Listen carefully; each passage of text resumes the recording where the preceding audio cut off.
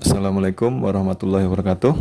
Kali ini saya akan menjelaskan beberapa contoh yang berhubungan dengan penggunaan teorema Pitagoras untuk menentukan jenis segitiga. Ya. Nah, di sini untuk contohnya sendiri, perintahnya tentukan jenis segitiga yang memiliki ukuran sebagai berikut. Nah, ada dari A sampai E ya. Kita jawab dulu yang bagian A-nya. Nah, di sini ada angka 2, 3, dan 5. Nah, untuk menentukan jenis segitiga dari sisi-sisi yang diketahui seperti ini, langkah pertama, kita kuadratkan dulu sisi terpanjang. Nah, untuk bagian A di sini ukurannya 2, 3, dan 5. Berarti ukuran terpanjangnya adalah 5. Berarti ukuran terpanjangnya atau sisi terpanjangnya kita kuadratin dulu, berarti 5 kuadrat. Nah, nanti kita bandingkan dengan kuadrat dari kuadrat dari jumlah sisi yang lain. Berarti sisi yang lainnya kita kuadratkan juga, terus kita jumlahkan. Nah, di sini sisanya ada angka 2 dan 3. Berarti di sini 2 kuadrat ditambah 3 kuadrat. Jadi bentuknya semua sisinya kita kuadratkan. Dan yang pertama kali dikuadratkan adalah sisi terpanjangnya. 2, 3, 5, sisi terpanjangnya 5. Berarti 5 kuadrat, kita tulis dulu titik-titik karena nanti akan kita bandingkan. Penjumlahan 2 kuadrat sisi yang lain, berarti 2 kuadrat ditambah 3 kuadrat. Nah, ini kita hitung terlebih dahulu. 5 kuadrat itu adalah 5 dikali 5, hasilnya 25. Nah, titik-titik kita bandingkan dengan 2 kuadrat, itu adalah 4 ditambah 3 kuadrat, 3 kali 3 hasilnya 9. Maka di sini hasilnya yaitu 25 titik-titik 4 ditambah 9 itu 13. Nah, di sini kita bandingkan nih 25 dengan 13. Tandanya apakah kurang dari, lebih dari, atau sama dengan. Kalau nanti hasilnya lebih dari, itu segitiga yang terbentuk adalah segitiga tumpul. Kalau kurang dari berarti segitiga lancip, kalau sama dengan berarti segitiga siku-siku. Nah, kebetulan di sini 25 dengan 13 ini lebih besar yang 25 kan ya nilainya ya. Berarti di sini tandanya adalah lebih dari. Ya, berarti yang besar 25 berarti dia dimakan gitu ya. Nah, berarti ini tandanya lebih dari. Nah, kalau tandanya lebih dari, jadi segitiga yang terbentuk adalah segitiga tumpul. Jadi kesimpulannya, jadi segitiga tersebut adalah segitiga tumpul. Tumpul ya, karena tandanya lebih dari.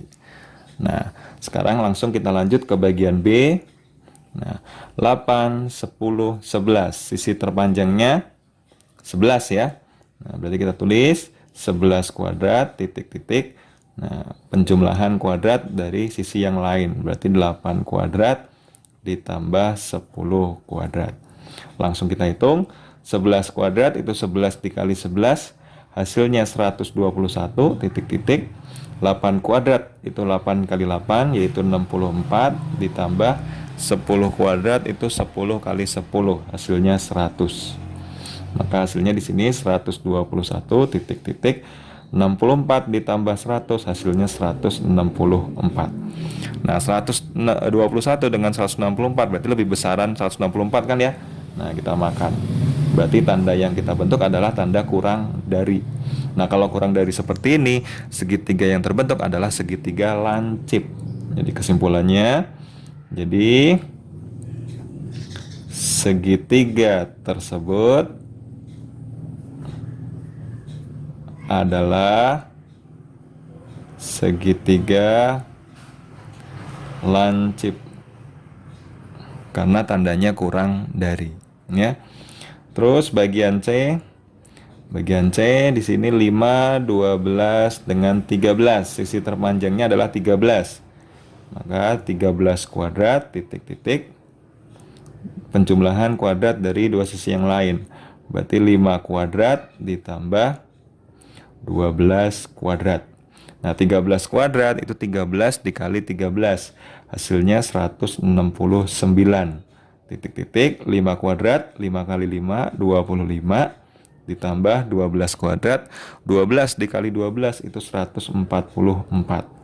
Maka hasilnya 169 titik-titik 25 ditambah 144 itu hasilnya 169.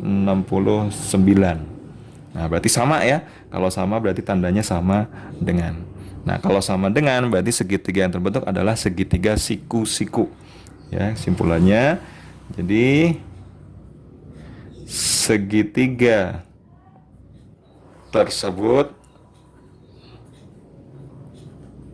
adalah segitiga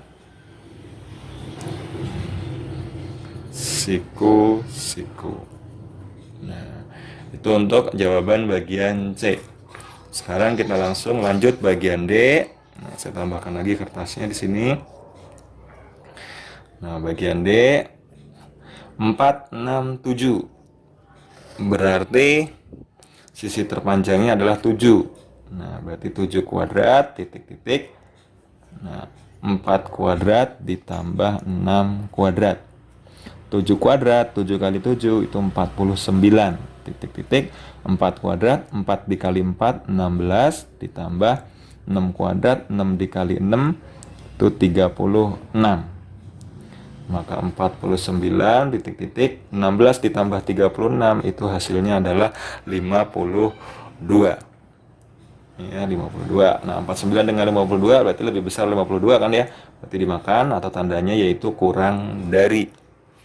Nah, jadi segitiga tersebut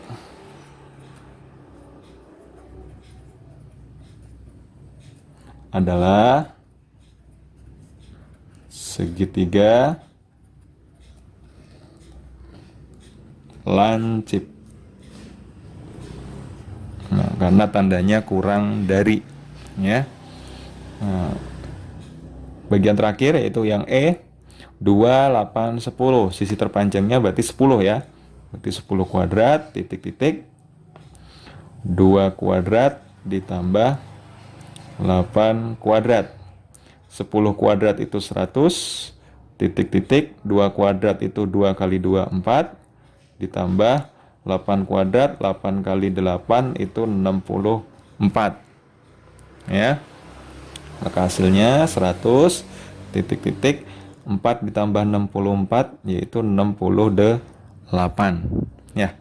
Nah, 100 dengan 68 itu nilainya lebih besar 100 ya. Maka tandanya yaitu lebih dari atau yang dimakan yang 100. Nah, jadi segitiga tersebut adalah segitiga tumpul karena tandanya lebih dari.